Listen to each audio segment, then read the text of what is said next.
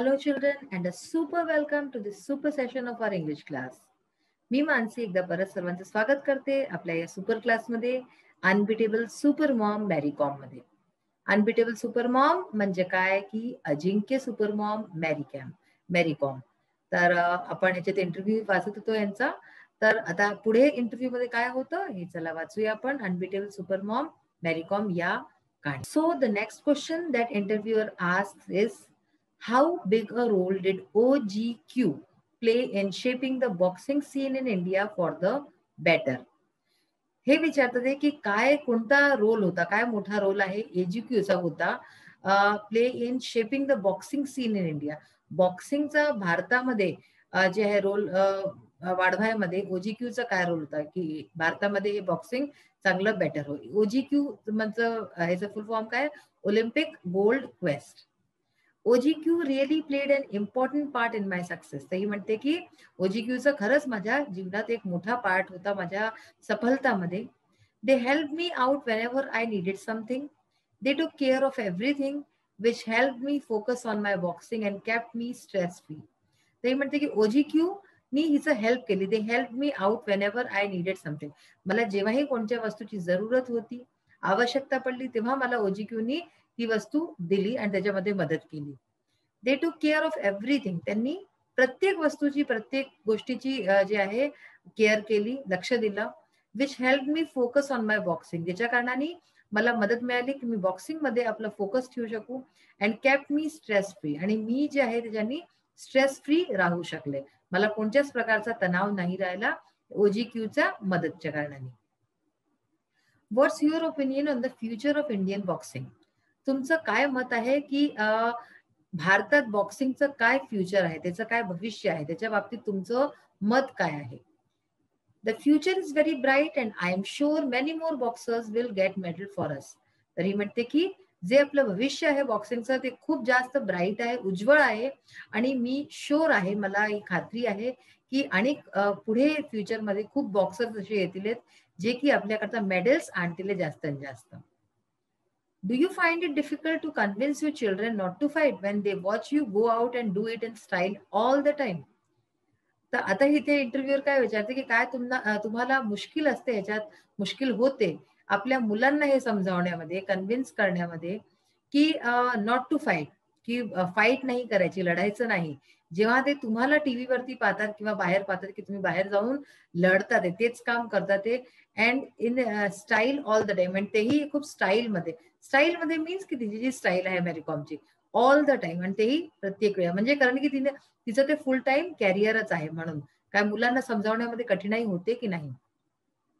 Well I have twins. तर हिला काय आहे, ट्विन्स आहे, जुळवा मुलं आहेत, जुळे मुलं आहेत. I have twins and yes sometimes it becomes really difficult to keep them under control.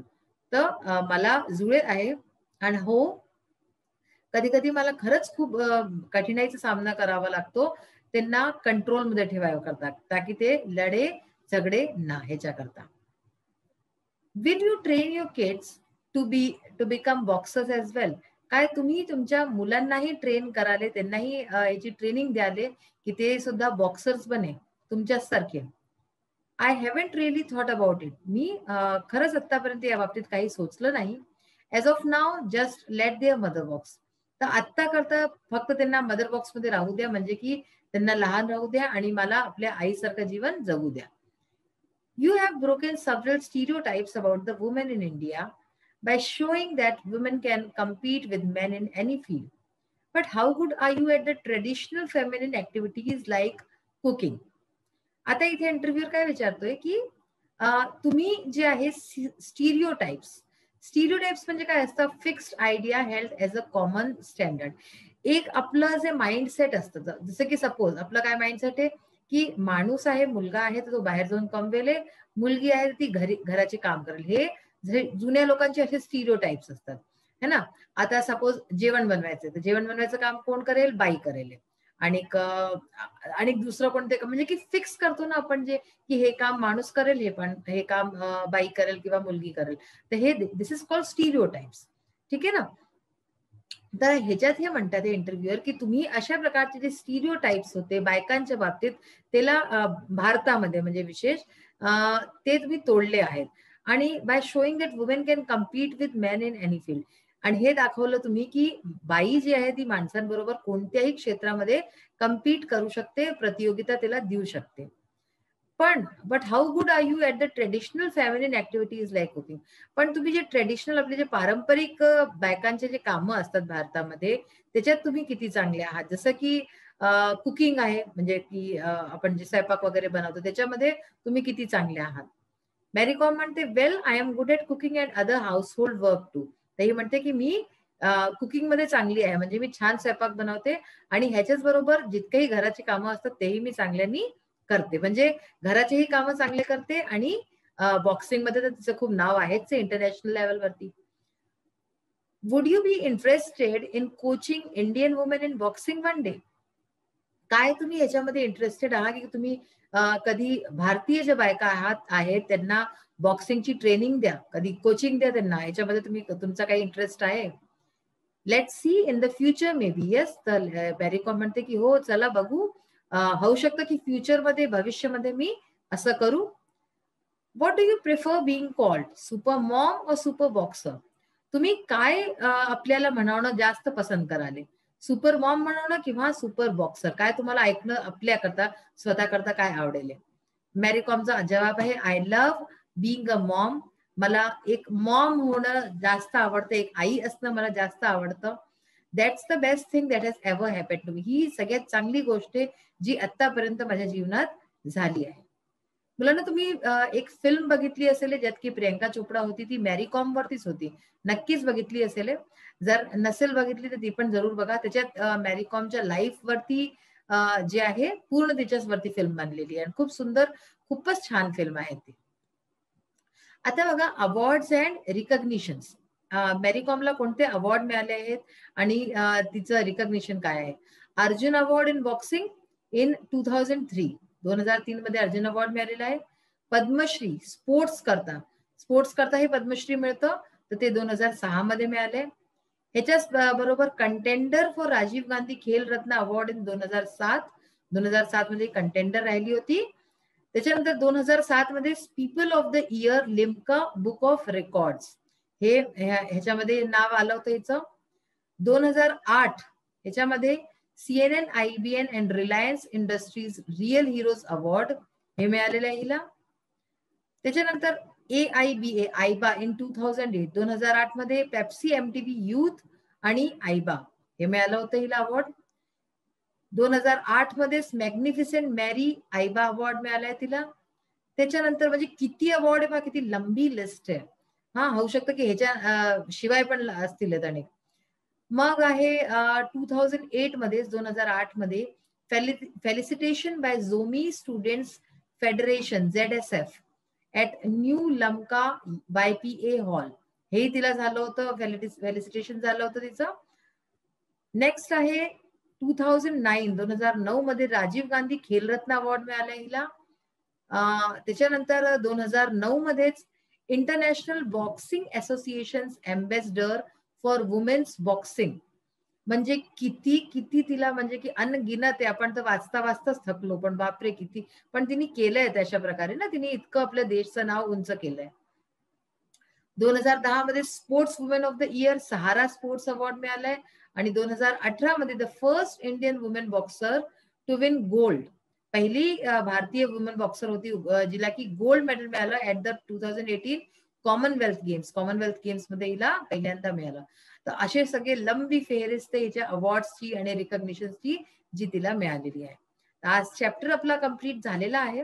आता आपण इंग्लिश वर्कशॉपचा पार्ट बघू. So we can see the question number 11. Question 11 आहे frame a set of 10 questions that you will ask the cricketer. एका क्रिकेटरला तुम्हाला 10 क्वेश्चनचा set एक विचारायचा आहे. तर त्याचे आपण क्वेश्चन्स बघू काय विचारू शकतो. Was it your passion to become a cricketer from your childhood. काय तुमच्या लहानपणापासून तुमचा हा पॅशन होता की तुम्ही एक क्रिकेटर बनाले. Who inspired you to become a cricketer. तुम्हाला कोणी इन्स्पिरेशन दिलं, कोणी तुम्हाला प्रेरणा दिली की तुम्ही एक क्रिकेटरच बना. Did your parents help you in your decision.